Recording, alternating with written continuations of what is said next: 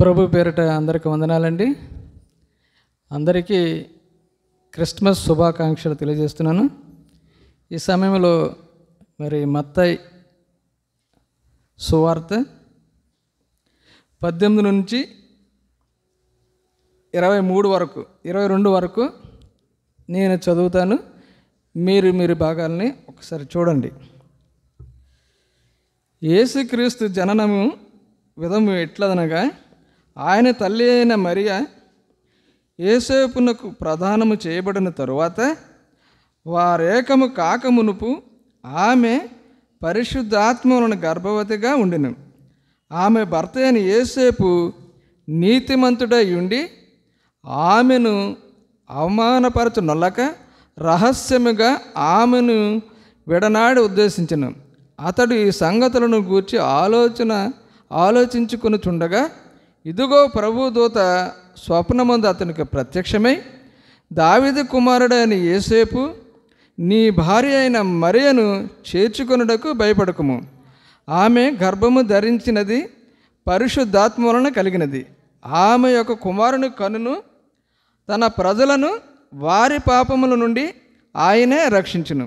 కనుక ఆయనకు యేసు అని పేరు పెట్టుదువనెను.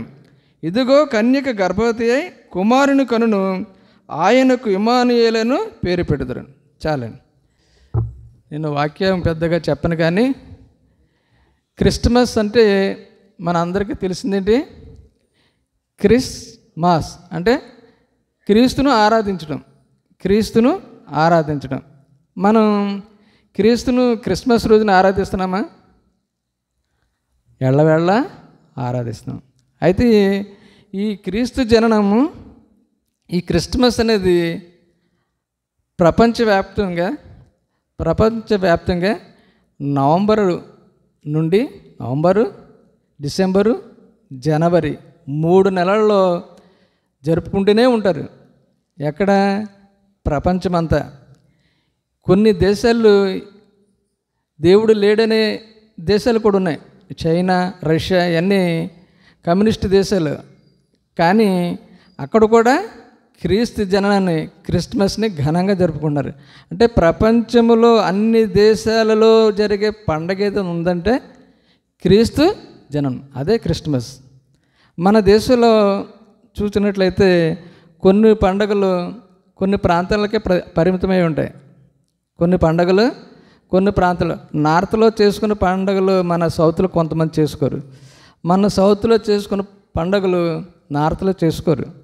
కానీ క్రీస్తు జననం, క్రిస్మస్ అనేది ప్రపంచవ్యాప్తంగా అన్ని చోట్ల, అన్ని ప్రదేశాల్లోనూ ఘనంగా జరుగుతుంది. ఇది అందరూ అంగీకరించేదే. క్రీస్తే ప్రభు.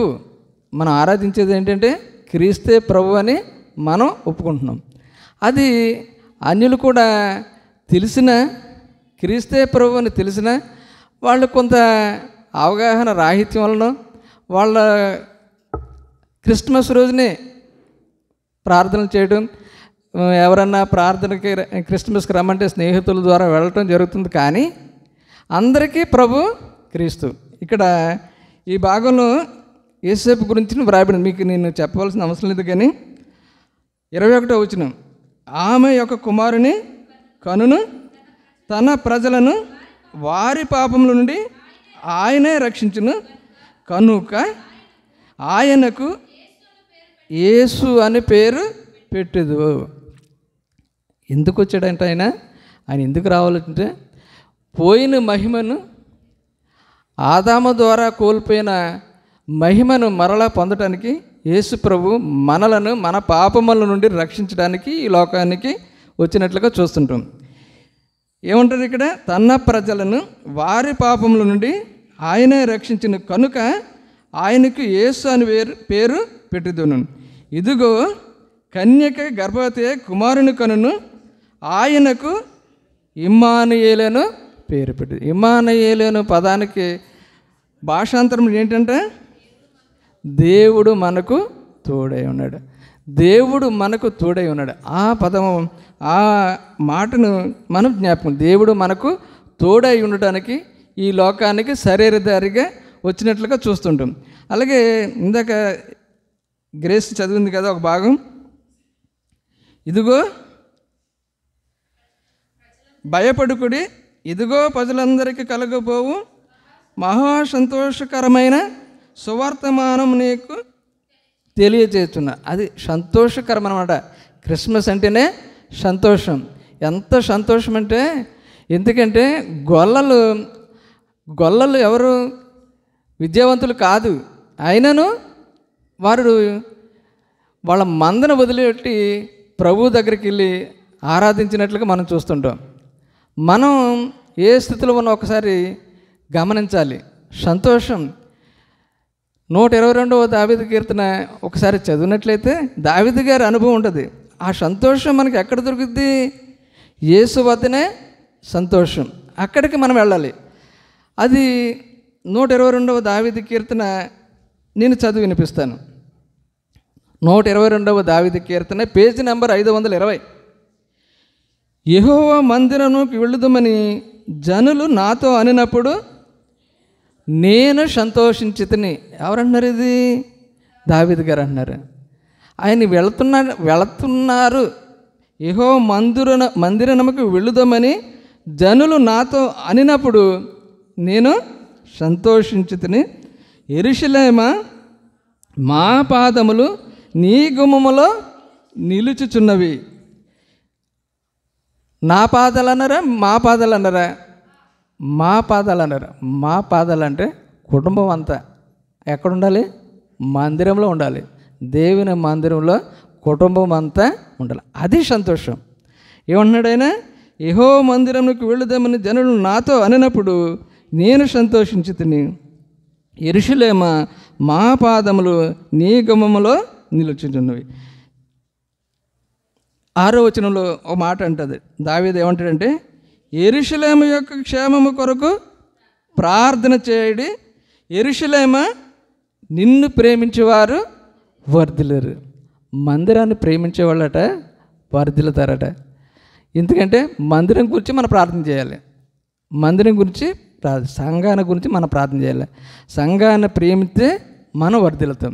ప్రేమైన వాళ్ళరా, ఆనాడు గొల్లలు వాళ్ళ మందను విడిచిపెట్టి యేసు ప్రభువుని కనుగొన్నారు, ఆరాధించారు.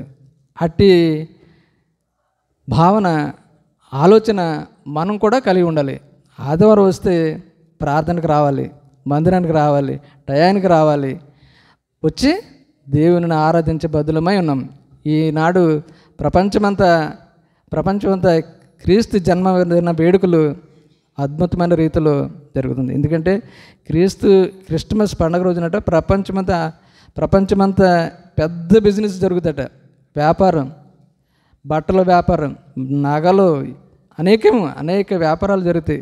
ఒక్క క్రిస్మస్ రోజునే కొన్ని వేల కోట్లు వ్యాపారం జరుగుతుందంట. కాబట్టి ప్రియమైన వాళ్ళారా, మరి ఈ క్రిస్మస్ దినాన్ని మనం సంతోషించాలన్నమాట. ఈ సంతోషం ఎక్కడ దొరికిద్ది? సంఘంలో దొరికిద్ది, మందిరంలో దొరికిద్ది, దేవుని యొక్క దొరికిద్ది. ప్రభు దగ్గరే. ప్రభు ఎక్కడున్నారు? ఎక్కడ 3-4 ఉంటారు అక్కడ నేను ఉంటాను అన్నాడు. అది ఎక్కడ ఉంటారు? మందిరంలో ఉంటారు. కాబట్టి మందిరంలో అందరం, ఇక్కడ ఏమన్నదంటే, యెహోవా మందిరమునకు వెళ్ళుదామని జనులు నాతో అనినప్పుడు నేను సంతోషించితిని. యెరూషలేమా, మా పాదములు నీ గుమ్మములో. అటు అనుభవం, దావీదు గారి అనుభవం కూడా మనం కలిగి ఉండాలని ఈ లేఖన భాగం ద్వారా మనం నేర్చుకున్నాం. అట్టి కృప మనకు దేవుడు దయచేయును గాక. ఈ కొద్ది వాక్యాన్ని మన కొరకు ప్రభు దీవించును గాక. ఆమేన్.